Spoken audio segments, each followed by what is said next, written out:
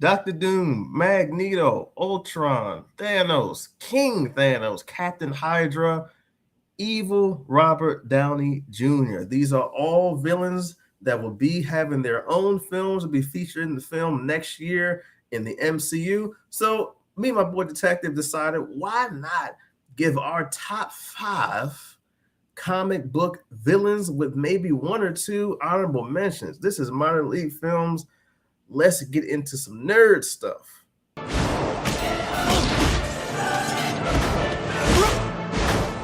Detective, we have you for a second video in the same day. This is crazy, unprecedented. How you feeling, sir? Anything for you. I'm feeling good. How you feeling? Pause on that one. Pause in the court. Go ahead, continue, please.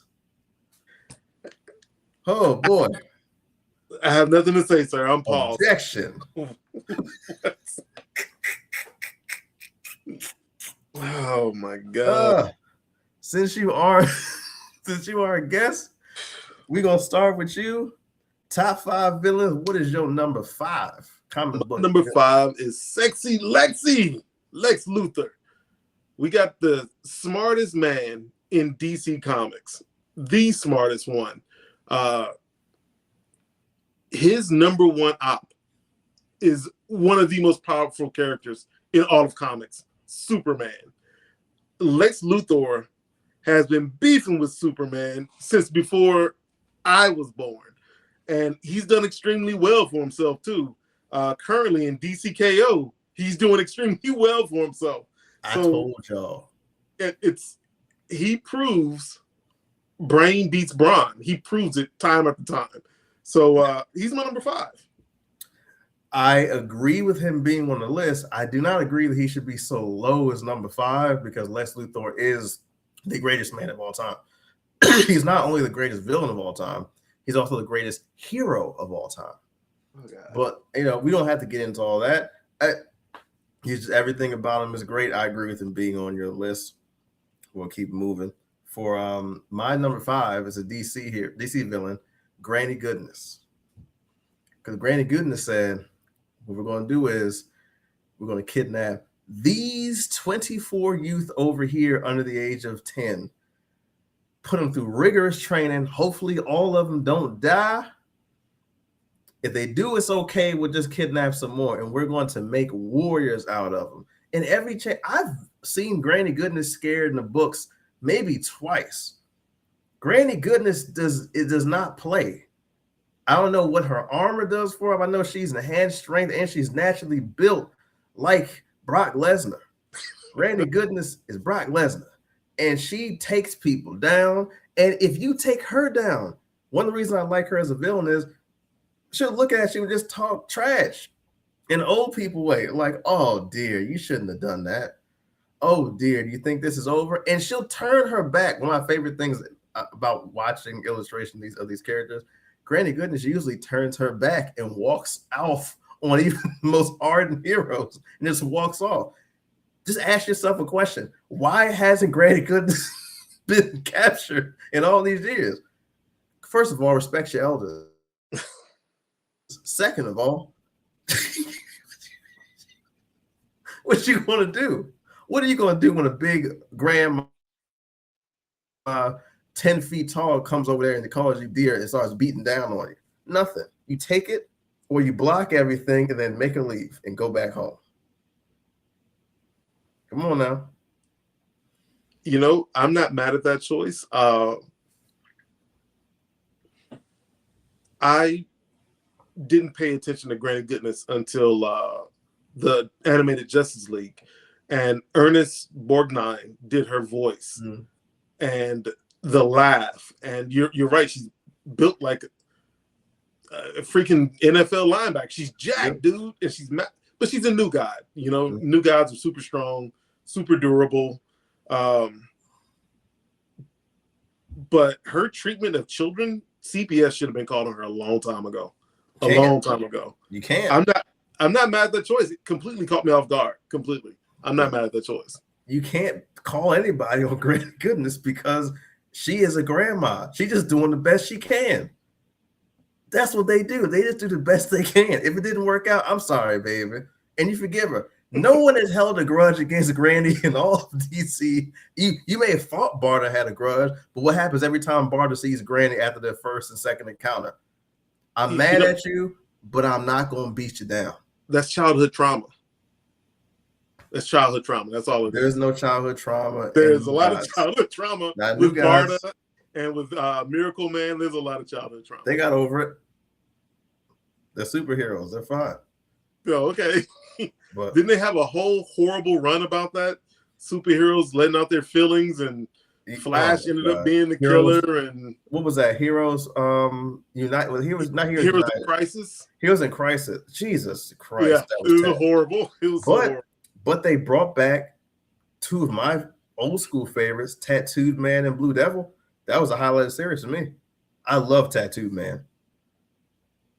I love Tattooed Man. I like his power. Just get a tattoo of a Gundam from the Japanese anime and be a Gundam. How'd you feel about him in Suicide Squad? Was he in? Yeah, Common. What part was Common was Tattoo Man. Where? When Harley was dancing all over him, and the Joker was like, "You like my girl?" That was him. Yes. I didn't even pay attention to it. You can see all the tattoos all over him? I didn't pay attention at all. That's interesting. I probably wouldn't like it because Tattooed Man doesn't need to be the Joker's henchman. He can turn into a dino. He can have the powers like Vixen, have like gator strength, and bite the Joker's arm off. I don't think he was a henchman of his. Oh. I think they were just doing business together. Oh. I'm sorry, I stand corrected. He's not Tattoo Man. They call him Monster T. Okay. But I'm pretty sure it's Tattoo Man. Yeah. They call him Monster T in the movie. That sounds about right. I think his name was Tyrone something. Yeah. But, well, hey, so what's your number 4? My number 4 is Magneto. For years, he was misunderstood by everyone except Black people. It was like, we understand. We get it. Black people and the Jews. They're like, we get it. Everyone else didn't understand. He's the villain. He's the villain. He wasn't always a villain. He did lead the evil mutants, but eventually, once comics imitate life, and as worldviews change, the view on Magneto changed also. And he became more of a freedom fighter. And they always say one man's terrorist is another man's freedom fighter. So he became more of that. I like his change in the comics. First of all his suits are clean. Brother is always clean. It doesn't matter what universe, he's always clean, every suit. But I like how he changes in the comics. I like how they play with his powers. Ultimate Magneto, the old school Ultimate Magneto, he shifted the world off its axis. Yep. And I don't know how many billions of people he killed primarily through floods by doing that. That tells me this Magneto, the 616 Magneto, can probably do it too. Yeah. So he's a world level threat. That version of Magneto controlled Thor's hammer. The Ultimate Magneto did. So I can't see why this version of Magneto, because he can control all metals. Yeah. I can't see why he can't do it. So Magneto is a monster. He is a monster. And we should just be happy that even though people look at him as a villain, he's kind of a peaceful dude. Yeah. He would like peaceful coexistence if he can. He just doesn't believe in it anymore because of how people have treated him and his people. So I get it. I really like Magneto. Yeah. I'll take it. I it's funny. I like him better as a hero. It's a lot of switches in Marvel and DC that I've really loved. Like again, Lex Luthor. When they made him a hero in the New 52, I said that's the best direction you could have had because he really doesn't have a reason to be a villain right now. For what? So I like that. You're right. Because Superman's arrival is what made him a villain. He was just jealous. And with no Superman, he had no reason. So you're right. Yeah, I like that. I like I love when villains can be flipped and be better for me, just better for me. Magneto for me, once he said, you know what, like before Krakoa era, but he was like, you know what, I don't have to be so militant, and then Cyclops kind of took the Magneto role a little bit. I like that version of Cyclops. I think he went a little bit overboard sometimes, but I like that version of Cyclops. He was like, okay, I've been trying to do it Professor X's way. It's time to blow y'all away. I Yeah. like what Magneto now in the books is the opposite of Cyclops and Xavier a little bit, and trying to just be, let's just try to have peace. If it doesn't work, we can use a force. We don't have to annihilate them. I like this Magneto. As a matter of fact, I won't even say better. I like them both the same. Both the same. It just reminds me of Norman Osborn. Remember, Norman Osborn hasn't been evil for a while either. I think that was a great move. I'm so tired of you putting on. I love that move. You're such a cheerleader for villains. I'm surprised you want more villains to be heroes. It sounds like just certain ones. I didn't understand why they wanted to keep making them villains, because what to me it made no sense. I like when Two-Face flipped over. I thought that was amazing. Cause I was like, some of Batman's villains, I'm like, okay, you're not that crazy. Stop playing. You ain't that crazy. So they put Two-Face in jail and he was helping all the inmates with their paperwork. I thought that was cool. When he went to the future, he was ahead of like some kind of new Suicide Squad, kind of like the little zombie team thing. I forgot, but made of all dead heroes and villains. I like that. Certain villains, not most of them, but certain villains. I even like the infamous Iron Man when Dr. Doom was Iron Man for a little while. Do I think Doom should be good? No. Okay. No, because he's too good as a villain. Is name, is that why? No, I just think Dr. Doom. The way he's written, I like him too much as a villain for him to change. You have to put someone in his place, and I'm just trying to figure out who you can put in his place to do the things he's doing. No one really. Maybe no, nobody. And you mentioned heroes, just them flip-flopping good and evil. I'm looking at my list. I only see one person who's just purely evil. Purely evil on my entire list. Lex is flip-flopped. My number 4, Magneto has flip-flopped. So, and my number 3 will be a flip-flopper also. And mine's not. Mine's a mainstay. My number 4 is Mr. Sinister. I love Mr. Sinister. In every run, even when the X-Men have had some bad runs, like X-Men Regenesis around the same time as New 52, God, that was terrible. I like the artwork and everybody was like, the story is bad. Mr. Sinister stayed true. They made sure they wrote some of the stories bad. Mr. Sinister stayed true. Started off in that series, like just every series he's in, he's like, okay, I have an agenda. How many people can I get to want to die for me to do that? And how can I finagle the situation where they try to kill me? I can still be here. And I enjoy the way he goes about it, because I remember when he came out like in the 80s or 70s, those books, he was straight up actually sinister. And then later on, he had a more comedic flair when he'll say something about another, he'll talk trash about other villains. That's when I started to really like Mr. Sinister. Like even now, when Exodus and other people, Exodus the mutant, I really like him a lot. Top 10. Exodus has big shoulder pads. Sinister looked at his shoulder pad and was like, nah, you ain't about this life. You ain't about. I enjoy Sinister because like that's why I said that's why I say the Krakoa era. You got to read the whole thing, because Krakoa, they would let him into the council of all the mutants, and Sinister was just sitting there like, yeah, I got some plans. I'm smarter than all y'all. And he put together the team of Grey Crow, of all criminals. The only non-criminal in there was Psylocke. Grey Crow was in there, great. Empath, Wild Child, and somebody else is in there. I was like, this is Sinister got it. He's got it. He is charm. The look is cool. He's no longer just a pale white dude. He's got some machinery, and now he's still pale. But listen, and then the last story of Krakoa before the very, very last story was all around Sinister, having a whole bunch of clones, and then say, okay, this is how we're going to do this, how we're going to run this. Sinister is going to be all and all and all. That story was decent. I'm not mad at that pick at all. Sinister has lived up to his name.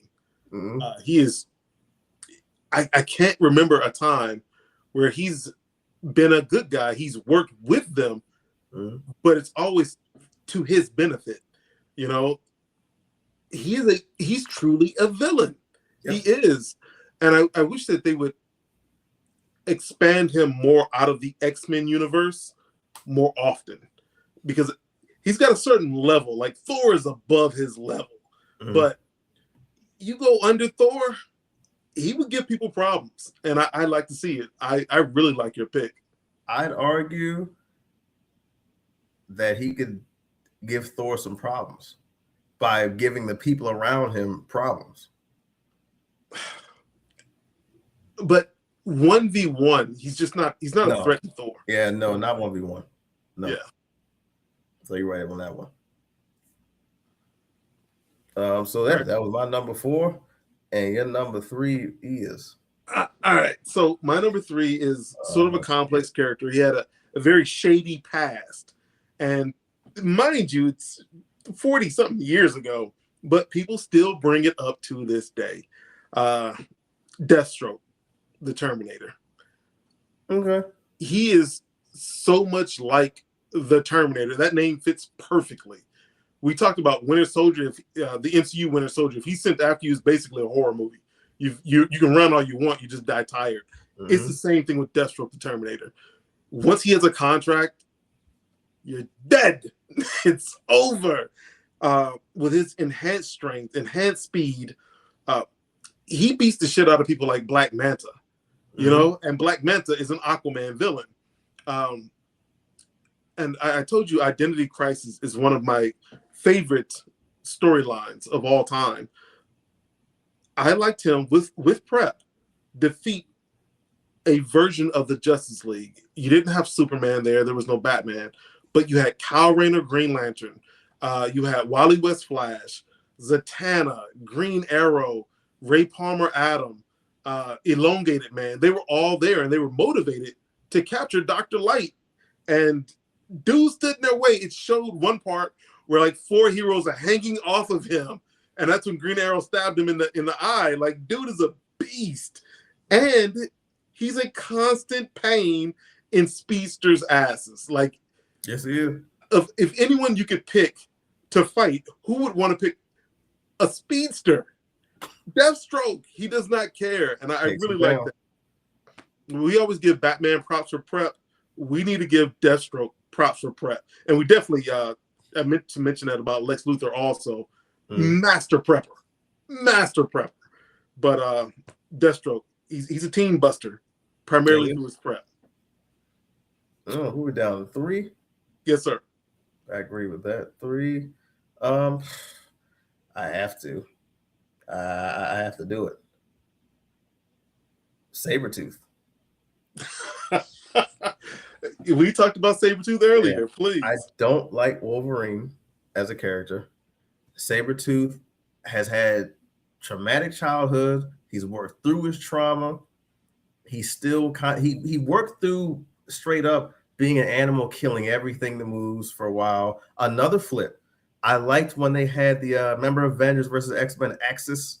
Yes. When Red Skull had that flip when Sabretooth, Havoc, and Sabretooth, Havoc, and one of the persons stayed flipped all the way. Iron Man. Was it Iron Man? It was Iron Man. Iron Man had the shield up. That's right. Okay. I really like the Havoc, first of all, because Havoc is my least favorite X-Men of all time. I can't stand Havoc. Really? My least favorite. But his book that came out last year when he's the leader of X Factor was my second favorite X-Men book last year. Okay. But so they really did. They wrote him pretty well. But when Sabretooth was inverted, he played a good hero. He did. When he got back from inverted, you saw him more depth, talking about his childhood. He had some kind of goals going on. I feel like he gets the short end of the stick when you give him a final series. Every Sabretooth encounter, when it's a long encounter, a long series, they give him like the last 2 issues, they're bad. I don't know what they keep doing. They can't end these issues right. Sabretooth is a straight up villain, you know, for the most part. When he is a villain, calculated, stealthy. He's kind of charming. He knows his surroundings. The last issue he was in, he was running through everybody. The last run he was in, the Wolverine run, was running through everybody. Him, and he had a whole bunch of Sabretooth versions of him from other universes and stuff. He had the book before that one, the book before he went into Krakoa, and they reverted him back to a more sadistic killer type of guy. And when he was just anti-heroing a little bit and killing when he felt like it, and not just being an overall killer, that villain is just the truth to me. That dude really just has and plays a regular guy. He says, you know what? I got my wife beater on. Did you step on my grass? Okay, you got to go. I might eat you. I might. What day is it? Wolverine's birthday. Okay, I'm gonna go down there and almost kill him. I'm not gonna kill him. I'm going to almost kill him. That's worse. And then he'll remember this for next year. He's constantly bullying Wolverine. Another thing, people I've seen on TikTok and YouTube so many times where they always have Wolverine beating Sabretooth. Like, yeah, a lot of times he beats him in the end, but Sabretooth, that initial fight, puts paws and feet on Logan. Bigger, stronger, faster. I would argue that Sabretooth's healing factor is the same as Wolverine's, if not better. That's my number 3. Every appearance I've seen Sabretooth in, he's straight up killing everything with a smile on his face. You know, we talked about Sabretooth earlier. I agree with everything you said. Sabretooth can be a literal monster. Someone else you don't want after you because he can track you from just about anywhere. Sabretooth, and another tactical genius. People forget he and Wolverine were a part of Department H's task force. So he's a tactical genius. Sabretooth, and here's the thing, you're right, his healing factor is better than Wolverine's because he doesn't have the adamantium inside of him. Yep. So Wolverine's healing factor is always working against that adamantium poisoning. Sabretooth doesn't have that. Better healing factor. He seems to be able to handle pain better too. Because like you said, every birthday he goes to visit Wolverine, you know, and gives him a beat down. And if it wasn't for, I guess it's called the story of the hero, where the hero has to come out on top. More times than not, Sabretooth, the Wolverine storyline would end with Wolverine living because of his healing factor, because Sabretooth just beat his ass and left. You know, see you next year, you know? Yeah. Sabretooth is a monster, dude. Wolverine, but better. I'd argue better written. Out. Cut it out. Get out of here. Once a week, Wolverine's like, gotta get revenge. Gotta get revenge. It's Wednesday. Gotta get revenge on somebody. Somebody did me wrong. At this point, it's you, Wolverine. What are you doing to get? Always have to have revenge every week. Somebody does you wrong specifically? Nah, I'm not buying it anymore. I was gonna say lately, I would agree. Sabretooth's stories, his books have been better written than Wolverine's lately. I would agree. Wolverine did have that really, really, really. The last Wolverine book I thought was a really, really, really good run. Before the first part of his series in Krakoa was like 2011, where Romulus first showed up. I like that run a lot, where he was still going through with Dakin, his son. I like that run a lot because I like Dakin a lot too. That's one of my. That's like probably my top 20 mutants. I like Dakin a lot. Did you read the fight with Dakin and Spider-Man? No. Wait, was he Superior Spider-Man or regular Spider-Man? No, it was regular. It was Peter. All right, read that one. Yeah, Dakin was using his pheromones to blind Spider-Man, and they were in a room together. And Spider-Man was just trying to stay away from him because he's like, I can't see. And it was Dakin. I knew Dakin's pheromones could make you like fall in love or let down your guard. I knew it could work that way. I didn't know it could blind you.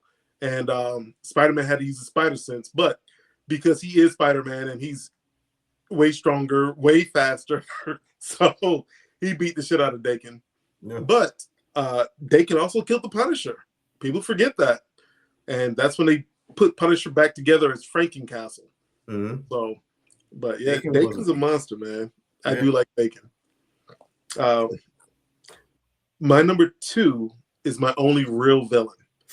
The only one that, as far as I know, has never been a hero, and it's Reverse Flash, Eobard Thawne. Okay. You talk about petty. Mm-hmm.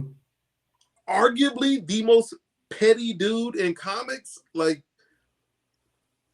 even when they rebooted Flash to where Reverse Flash is the reason why Barry became the Flash, he just did it so he could pester him. That's the only reason why. I want you to have these powers just so I can fuck with you. Like, he's the pettiest dude in comics. He doesn't care. He will hurt other people if it hurts you.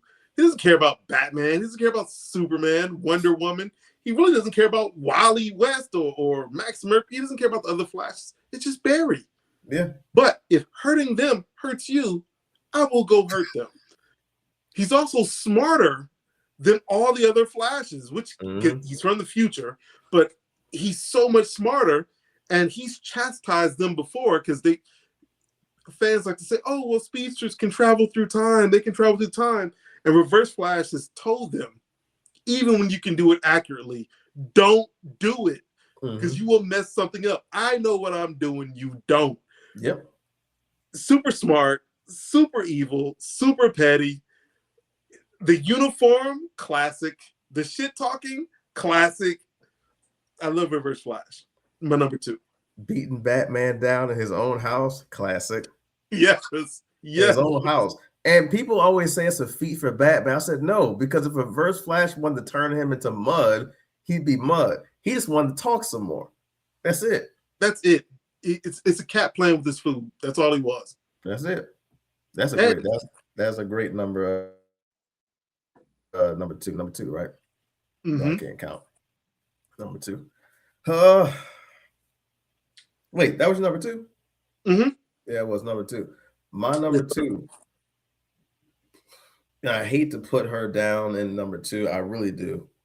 It's a travesty because there should be like a 1 and then a 1 plus. But so now Mystique, I know your top 2. Thank you. Mystique is my number 2. All right. Everything about Mystique is villain with a purpose. It's always a villain with a purpose. It's like, hey, I'm this old. One of my mutant powers is ageless. I'm this old, like 1,000 years old. I know everything. I'm smarter than most people. She was able. It came out recently. She's able to not just change into you, and she can take if you have a physical alteration on you, like Wolverine's bone claw or something. She can do that. She can't do anything like beams and all that kind of stuff anymore. Her powers have grown, which has made her more villainous. She can change her DNA. She can change her DNA to a man's DNA, which is super cool. She's a mother to 2 of the coolest X-Men, Nightcrawler and Rogue. She pretty much goes through her whole entire tenure as a comic book character, getting what she wants by doing something extremely evil, like when she made the team and had the guise of all these guys have healing factors. We're going to go try to do something Wolverine would do, all under the guise of getting something she wanted. She, most of the time, is kind of akin to Thanos, as in a lot of stuff she's trying to do is to bring her wife back. Destiny. It's when she's in action. One of my favorite Mystique panels of all time, like when she's in action, ready to just annihilate innocent people. Mystique has annihilated innocent people because she's been in a bad mood before, and not just annihilating them with like powers or like an explosive device, just straight hands. Just walk up into a bar and just break everybody's neck and then sit down. Maybe cosplay as the bartender and make herself a drink. She's been crazy at times. She's been kind of nice at times, like when she led the X-Men for like that one run back in the early 2000s. I like that too. But she's always at her core been villainous at her core. Period. It only takes one. You have to slight her a little bit, and it's over. My favorite panel of Mystique is when you remember the X-Men Utopia run? Yes. Okay, I love Utopia run. The only thing I didn't like about it was how they did it's not Monet.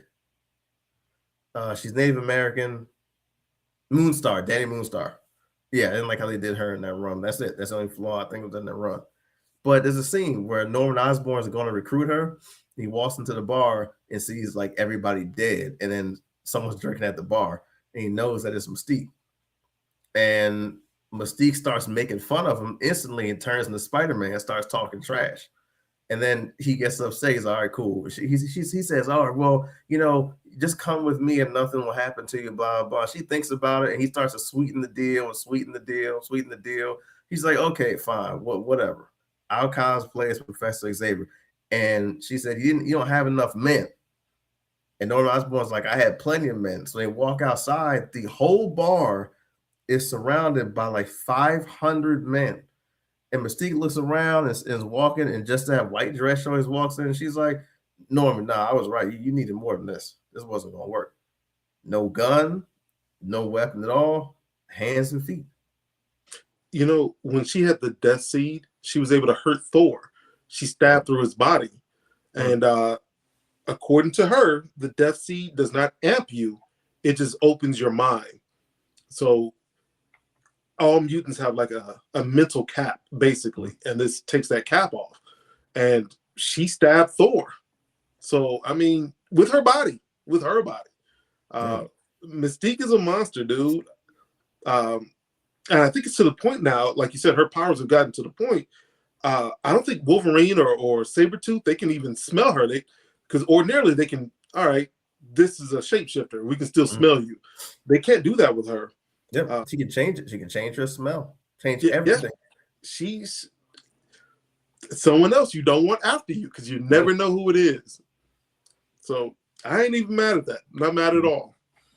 Go ahead, give me your number one. I know who it is already. Go ahead, bring him out.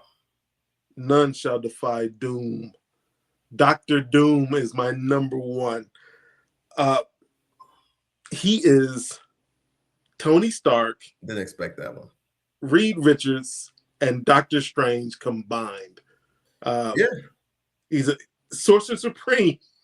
He's arguably, you could argue he's the smartest guy in Marvel. And his suits are just as good as Tony Stark's. And not to mention when people think, oh, we not people, but teams, the Avengers or the X-Men or the Fantastic Four, when they think we finally beat Doom, you kind of find out it's not even him. It's a Doom bot. Yep. Like, he is the best, for me, the best prepper in all of comics. No one out-preps him. I think he is. He is the epitome of stay ready so you don't have to get ready. Like, he's my favorite villain of all time. I'm curious, who did you think I was going to say? I thought you were going to say Darkseid. No, not Darkseid. Dr. Doom. Okay. That's better. That's definitely better. Go ahead and give me Lex Luthor. You know what's coming. Come on. Like, Lex Luthor, like, again, he's great as a hero. He's amazing as a villain. And I might even go, listen, this is how good of a villain he is. I can take away 2002 on back to when he was created, and he's still the best villain of all time. I can take those years away. I can take that 30-something years away. He's still better than most villains out there. Starting off in like 2002, when he was president, he told Batman to get the hell out of his apartment. Batman broke in his apartment, was talking trash. You shouldn't be president. I'm going to get you. I found some stuff. Lex Luthor said, and bantered with him for a second. Wasn't scared, not a beat of sweat. He said, listen, get out of my apartment for something bad happened to you. And Batman left. There's actually a panel of Batman looking like, I guess I should, like, looking like he's not confident Batman. He then imprisons all the Teen Titans. This is by himself with equipment that he created. Was upstairs going toe-to-toe with Nightwing. He finally got beat by Batman and Superman together. This is early 2000s. It still escaped when he fell off the tower. And then later on, New 52 started off. Still evil, still damn near dismantling Superman by himself. Rebirth Superman. Lex Luthor is good. He's doing Superman stuff. Once he gets to do evil stuff, he's like Apex Lex. Then after that, he's Lex Luthor again. And the last 2.5 years, when Lex Luthor has been like an anti-hero, and he was basically in Superman's ear telling him what's going on. Mm-hmm. Every villain that Superman came up with for like 20 issues, Superman was getting put down by kryptonite or something Lex had made to kill Superman. Lex Luthor goes toe-to-toe with people that are Superman level at all times and comes out on top. Most of the time, even when you think he's losing, he's still out on top. Like this new DCKO event, Lex Luthor is going to win this event. There's no reason why he shouldn't win this event. Why not? It looks like they're trying to set Batman up to win it. That's what it looks like to me. I hope not, because that's going to be boring to me. But you play Lex Luthor winning it, and then let Lex Luthor do like the right thing at the end. That's the way you should end that story. Because if you make Batman the victor, I'm just kind of be like, oh. I would prefer Lex also. Yeah. I prefer Booster Gold regain his body back and then get super powerful and do something with that. But him and Lex Luthor, I didn't want the Joker to be here this long. Red Hood should have redemption and killed him. He did. By not killing him, he did get his redemption. So it wasn't good enough. It was. I agree. I think everyone would agree with you on that. Yeah, that's not a great no. But that Lex Luthor is my number one. There's no other who tops him. Dr. Doom came over there and said, "Hey, I got magic. I got this and this." Lex Luthor would have said, "You know this pocket protector? It's a magic shield that spans universes. I can't be affected by magic." They would just go back and forth. Well, they never fight. They would just, well, I have this. Well, I have this. Well, I have this. Well, I have this. So they just stand there and try to outdo themselves that way. I will. Earlier we talked about if someone said just about any villain, Superman is looking for you. They shook. Mm-hmm. They shook. You tell Lex Superman is looking for you. Lex is like, that's it? Yeah. Only him? I'm offended. You know? Yeah. He's a different level, dude. And I Batman, one of the best preppers in all of comics. And I think that's primarily because it's what he's known for. But Lex Luthor, arguably better. Mm-hmm. Better at prepping than Batman. Batman preps for street tiers, slightly above street tiers. Lex preps for Superman. That is his op. What are we talking about? Yep. And there's been quite a few times where Lex has gotten the drop on Batman and could have killed Batman and just did not kill Batman. There's been times recently, like I think in the last Rebirth when Lex Luthor, he appropriated Superman stuff and made it an armor. He also has a Batman armor. Lex Luthor has a bad armor. I don't know if you saw it. Did you read that book? I don't remember that. It was right before the City of Bane arc. I can probably get you the issue and text it. He has a Batman armor. I didn't buy the whole series. I just bought that book because he's in the front with the Batman armor. Remember Forever Evil? Yeah. Where he saved the day by himself? He not by himself. He did save the day. He did. He saved the day, but he was not by himself. He brought Nightwing Batman was still there. Cut it out. Yeah, but he brought Nightwing back to life. He stopped the main villain that was going to kill everybody. But he was not by himself. There were other people there. But my whole point is, Lex came through big time. Big time. Yeah. After they had taken out the Justice League, Lex had to rally the troops, So Lex is that dude, man. He is. Yeah. And I can easily, after this conversation, I might bump him up to number 3. Yeah. He's plus one on mine. Mystique is 1. 1 plus 1. If I had to do an honorable mention, I'd have to do Black Manta and Clarion. Clarion does not get enough love. Really, he gets no love. He hasn't been out in the comic books since like 2011, 2012. So super sad. I would love to see him come out there and do some evil magician stuff. Black Manta from Baltimore, Maryland. We have no give up in our system. When Aquaman did one thing to him, which really he did to himself, he said, "Nah, he got to die." And that sentence has come out of his mouth every day. since his first appearance, and he's come close to killing Aquaman several times. He goes toe to toe with Aquaman and he's like the gear that he has, the gear and the bases that Black Manta have is crazy. And Black Manta's always cool too. Most time he's cool and charming and walking through places. He's got this big, huge facility with different kind of submarines and the gear and stuff. He's like, yeah, just trying to figure out which one I need to take today. But he doesn't even have to do that. He does it for the love of the game. It's just all about the love of the game. I'm a hater. I hate this guy. I'm rich. Money don't matter. Money does not matter to him. He just wants to kill Aquaman.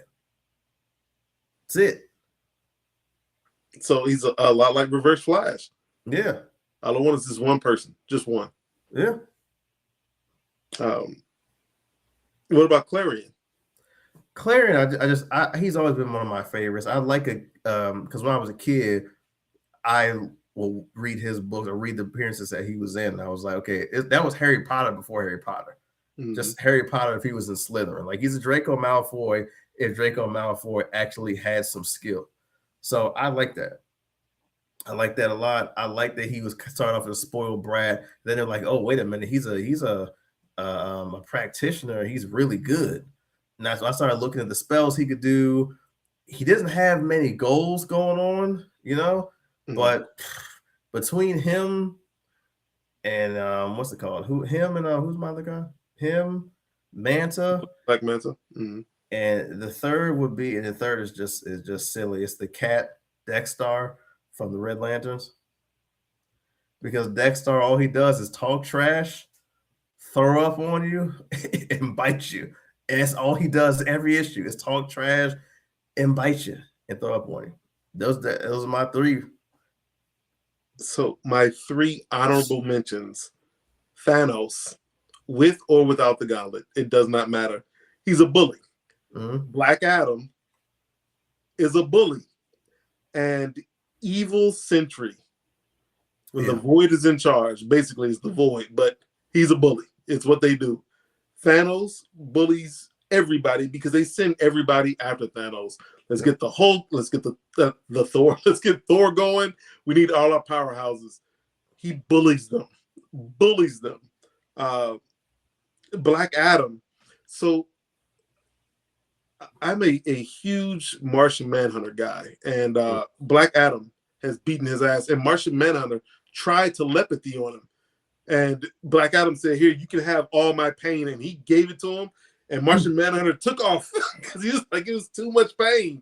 So in the same one as during the World War III, DC's World War III, he did that to Martian Manhunter. And he was fighting on par with Jason, not Jason, but oh my God. What's the Flash with the hat and the wings? Oh, Jay Garrick. Jay Garrick. My favorite Flash. What do you mean? He was fighting Jay Garrick, so he doesn't care who you are. And I like that. He treats Superman the same way he would treat someone weak. If this punch kills you, it kills you. He does not care. And I like that. And then Evil Sentry. He ripped the God of War in half. He ripped Carnage in half. Like, I think that's his go-to move. He's going to rip you in half, And then what happened to him? Got ripped in half. And his mental well-being, even as the Void in charge, there's actually three people in his head. Most people say, oh, it's Sentry and it's Void. No, it's Sentry, Void, and Robert Reynolds. And all three are fighting for control, basically, of the body. But when the Void is in charge, everyone is terrified, and you can see Sentry's eyes change. And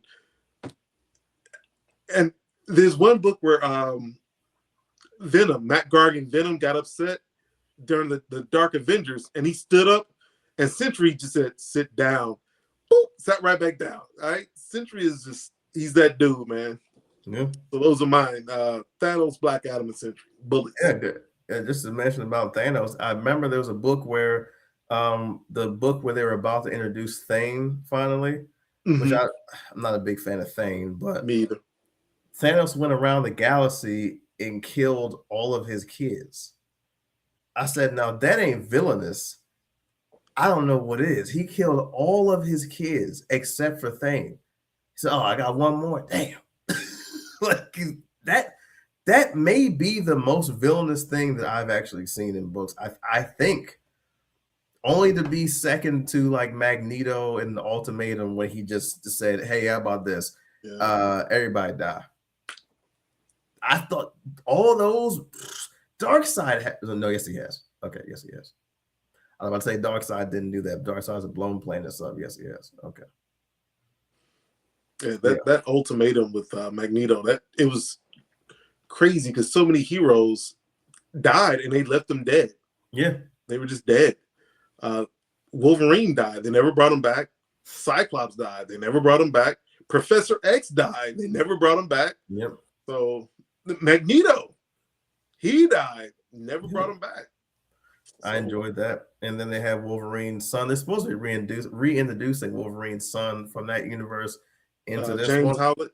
Yeah, they never did. So I think maybe they did once, but I haven't seen him since. I haven't either.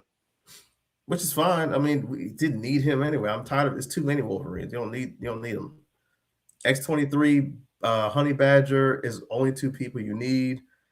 Get rid of the rest of the people that are going to be heroes. Maybe add Sabretooth in there, but you killed them off for no reason. So now you can't do that. Well, you know, when a character becomes popular, they try to push it out as much as possible. I feel the same way about Spider-Man. You know, we have Peter Parker Spider-Man. We have Miles Morales. That's all we really need. Yep. That's it. Leave Scarlet Spider-Man, Miguel O'Hara, leave him in the future. Leave Kane and Ben Reilly, put them on an island, just send them away. Put them in a different country, All you need is Peter and Miles and call it a day. Yep, and Carnage. And that's all we need. And who? Carnage. Oh, no, you can still have the Spider-Man villains. Oh, okay. You can still have Carnage and the symbiotes, but we don't need more Spider-Men patrolling.